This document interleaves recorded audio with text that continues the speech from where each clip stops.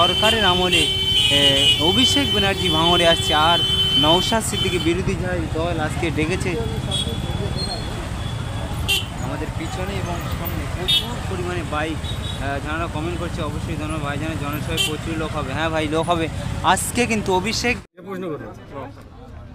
আজ একেবারে ভাঙড়ে প্রথম একেবারে অভিষেকের সভা, কি বলবেন, পাল্টা নওশাদের কি সভা? দেখুন, আমার অভিষেক ব্যানার্জির এখানে লোক নেই, বাইরের থেকে লোক এনে এখানে অভিষেক ব্যানার্জি মিটিং করছে।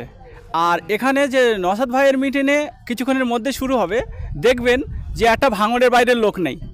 আর এখানে বর্তমানে যে আপনার অভিষেক ব্যানার্জি এসছে, আমাদের ভাঙড়ের লোক চান্স পায়নি, কারণ ওখানে যারা মিটিং করছে দেখলাম যে মিটিংয়ে যারা জনগণ তারা সব বাইরের লোক, বাইরের গাড়ি এসেছে। তো নওশাদ ভাইয়ের সঙ্গে অভিষেকের অনেক পার্থক্য, যতই বড় লিডার হোক না কেন জনগণের দিক থেকে নওশাদ ভাই এগিয়ে। কিন্তু আজ ভোজরাটে ব্যাপক মানুষের ঢল, রাস্তা জ্যাম। ওটা বিরানির লোক। আমি দেখলাম যে প্রত্যেক বুথে থেকে আপনার 100 প্যাকেট 150 প্যাকেট করে বিরিয়ানি নিয়ে যাওয়া হয়েছে, প্রত্যেক বাড়ি বাড়ি বিরিয়ানি পৌঁছে দেওয়া হয়েছে। সেই হিসেবে লোক সব গিয়েছে। এটা হচ্ছে বিরিয়ানির দল এবং 500 টাকার দল। 2010 ওবিসি সার্টিফিকেট যা এই তৃণমূল সরকার দিয়েছে, এই সমস্ত বাতিল করলো কলকাতা হাইকোর্ট, কি বলবেন? দেখুন, স্বাগত জানাই কলকাতা হাইকোর্টকে 70টাকে তুলে আনার জন্য। এবং টোটালে 11 সালের পর থেকে মমতা ব্যানার্জি কোনো প্যানেল না তৈরি করে ডাইরেক্ট চাকরি বাবা খেলে সম্পত্তি মনে করে বেচেকেনা করেছে। তাই এই চাকরি বিক্রি করা যে সরকার, এই দালাল সরকারকে এবারে মানুষ ভোটে তো হারাবে, তার সাথে সাথে এই লোকসভার পরে আপনারা দেখতে পাবেন যে তৃণমূলের মন্ত্রিসভা টোটালটাই জেলে যাচ্ছে, একদম 100% জেলে যাচ্ছে। মমতা ব্যানার্জি বলছেন যে গীতা, বাইবেল, কোরআন সমস্ত কিছু শেষ হয়ে যাবে, কিন্তু আমার উন্নয়ন আমার শেষ হবে না, কি বলবেন? দেখুন, ওনার মাথা শেষ হয়ে গেছে। আসলে নওশাদ ভাই যে চাপ দিয়েছে, এই চাপের জন্য টোটাল ওনার ব্রেন কাজ করে না, ওই জন্য ভুলভাল বকছে। একটা ধর্মগ্রন্থর সঙ্গে আর সামান্য একটা রাজনৈতিক দলের সঙ্গে একটা মানে পার্থক্য করা কতটা ভুল। যারা এই মুহূর্তে যারা তৃণমূল পার্টি করছে, আমি বলবো বিশেষ করে যদি সংখ্যালঘু হয়, আমি বলবো তারা মুসলিমই নয়, তাদের ইমান আমান কিছুই নেই যারা তৃণমূলই ভোট দেবে, কারণ ধর্মের ওপরে আঘাত করছে। এইভাবে ধর্মের ওপরে যারা আঘাত করে তাদেরকে কোনো দিন ভোট দিতে নেই। আর সাধারণ মানুষও, পশ্চিমবাংলার মানুষ যারা হিন্দু, মুসলমান, জৈন, বৌদ্ধ যারাই আছে, যে ধর্মেরই মানুষ আছে, তারা তাদের ধর্মগ্রন্থের অপমান করেছে। তারা সেই হিসেবে সবাইকে অনুরোধ করব, এই তৃণমূল কংগ্রেসকে একটা ভোট দেবেন না। যারা ধর্মে নিয়ে বাজে মন্তব্য করে তাদেরকে ভোট দেওয়া একদম উচিত নয়। এই যে নুপুর শর্মা মুসলিম ধর্মের ভাবাকে আঘাত করেছিল, তাকে সবাই মিলে শাসক দলের লোকেরা তারা দুচ্ছাই করেছিল। আজকে মমতা ব্যানার্জি যখন এই বললেন যে কোরআন, গীতা, বাইবেল সমস্ত কিছু, তৃণমূল দলের যারা রয়েছে সংখ্যালঘু, যারা বিশেষ করে কিছু মোল্লা সম্প্রদায়ের মানুষ রয়েছে, কারোর একজনের নাম বলে তো অন্যজনকে ছোট করা যাবে না, তারা মুখে কুলু পেটেছে, কি বলবেন সেই মোল্লা?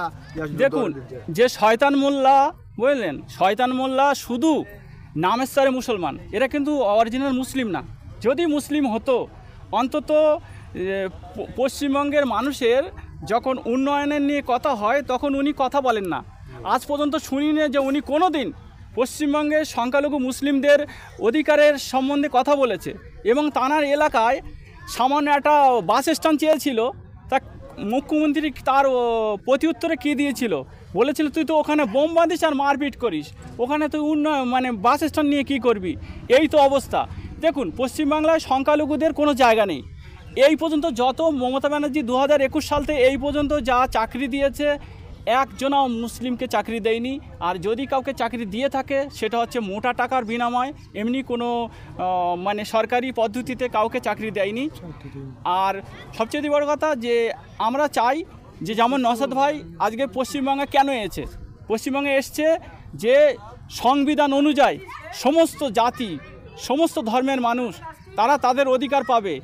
দলিত যত পার্সেন্ট আছে তারা তত পার্সেন্ট অধিকার পাক, আদিবাসী যত পার্সেন্ট আছে তত পার্সেন্ট অধিকার পাক, মুসলিম যত পার্সেন্ট আছে তত পার্সেন্ট অধিকার পাক, হিন্দু যত পার্সেন্ট আছে তারা তত পার্সেন্ট অধিকার পাক। কিন্তু সেটা এই ব্রাহ্মণবাদী রাজনৈতিক দল, এরা সবার একই চিন্তাভাবনা। এরা সমস্ত সংখ্যালঘু পিছিয়ে পড়া জাতিকে পিছিয়ে রেখে এরা লুটে পেটে খাবে। আর মুসলিম নামে যে কুলঙ্গারগুলো আছে, এরা বড় বড় লিডার সেজে বড় বড় সমাজবিরোধী সেজে কাজ করছে, কারণ এদের দিয়ে সমাজবিরোধী কার্যকলাপ করা হয়। এরা কোনো দিন, এই শওকত মোল্লার কথা বলছি, শওকত মোল্লা যে এই পর্যন্ত যা আপনার খুন খারাপি এবং মানুষের ঘরবাড়ি ভাঙচুর, মানুষের লুটপাট, শওকত মোল্লা হাজার হাজার বিঘে জমি, ফাও জমি লোকের করে খাচ্ছে। এই যদি আমরা যতটা জানি, এই লোকসভার পরে শওকত মোল্লা গ্রেপ্তার হচ্ছে এবং শওকত মোল্লার জন্য হাজার হাজার মানুষ কেস করবে বলে রেডি। শুধু ওর ওই মাফিয়াগুলো তাদেরকে অ্যাটাক করে বলে তারা মামলা করতে পারে না, তাদের সম্পত্তি লুট করে রেখেছে। এই জন্য কি শওকত মোল্লাকে ভাঙড়ের অবজারভারের দায়িত্ব সরিয়ে অভিষেক বন্দ্যোপাধ্যায়কে ভাঙড়ের দায়িত্ব দেওয়া হয়েছে, ভোটের পর গ্রেপ্তার হবে সেই জন্য? হ্যাঁ, অবশ্যই অবশ্যই ওইটাই গ্রেপ্তার তো 100% হবে। এমনকি অভিষেক ব্যানার্জিও গ্রেপ্তার হবে, কারণ অভিষেক ব্যানার্জি যে চাকরি চুরির পয়সা খেয়েছে তার জলজন্ত প্রমাণ, হাজার হাজার প্রমাণ আছে। টোটাল রাজ্যের মন্ত্রিসভা, পশ্চিমবঙ্গের যে তৃণমূলের মন্ত্রিসভা টোটালটাই জেলে যাচ্ছে লোকসভার পরে, আপনাদেরকে অ্যাডভান্স জানিয়ে রাখলাম। এবং মানুষের জন্য তারা কাজ করেনি, যত প্রকল্প করেছে টোটাল হচ্ছে সেই প্রকল্পই 10% মানুষের জন্য কাজ করেছে, আর 90% এরা চুরি করেছে। আপনি যতই তৃণমূলকে খারাপ বলুন, যাই বলুন, আপনার ভাইজান, আপনার আইএসএফ দলের চেয়ারম্যান নওশাদ সিদ্দিকী এই যাদবপুর লোকসভা কেন্দ্রে আইএসএফকে দাঁড় করিয়ে সিপিএমের ভোট কেটে তৃণমূলকে জিততে সুবিধা করে দিচ্ছেন। আর আপনি তৃণমূলকে যতই খারাপ বলুন না কেন, মানুষ বিশ্বাস করবে? তৃণমূল শোনেন, যাদবপুরে সিপিএমের ভোট নেই। আপনাদেরকে বলছি, শুনে রেখে দেন, যারা এতদিন পর্যন্ত সিপিএম করেছে তাদেরই ছেলেরা আজকে আইএসএফ করছে, আর তাদের বাবারা বয়স হয়ে গেছে, তারা বসে গেছে। এই লোকসভার মধ্যে আমরা প্রায় 6খানা বিধানসভা আমরা ক্যাপচার করেছি, তার মধ্যে যা আমাদের মেম্বারশিপ হয়েছে আইএসএফের, তা আমরা 100% একবার জিতে আছি। ভাঙড়ে যা উন্নয়ন হয়েছে সব লাল ঝান্ডার নিচে, পলিহাট, ভাঙড় bridge, Sonpur bridge, Ghatpukur bridge, উল্লেখযোগ্য এই ভাঙড়ের সমস্ত কিছু বামফ্রন্টেই করেছে। বামফ্রন্টের আমলে এখানে অনেক মানুষকে হত্যা করা হয়েছে, তাহলে সেইটা বামফ্রন্ট যদি বলে যে সেই জন্য কি তৃণমূলকে সুবিধা করার জন্য এই আইএসএফ প্রার্থী দাঁড় করিয়ে সিপিএমকে হারাতে যাচ্ছেন? সিপিএম হারা মানুষকে আবার কি হারাবো? ওদের ভোট আছে নাকি? সিপিএমের সঙ্গে 2%, 5% এরম ভোট কোনো বিধানসভায়। আপনাকে বলছি, তৃণমূল কংগ্রেস ছাড়া আদার যে দলগুলো আছে, তৃণমূল কংগ্রেস কটা পাবে আমি জানি না, এবারে অবস্থা খারাপ।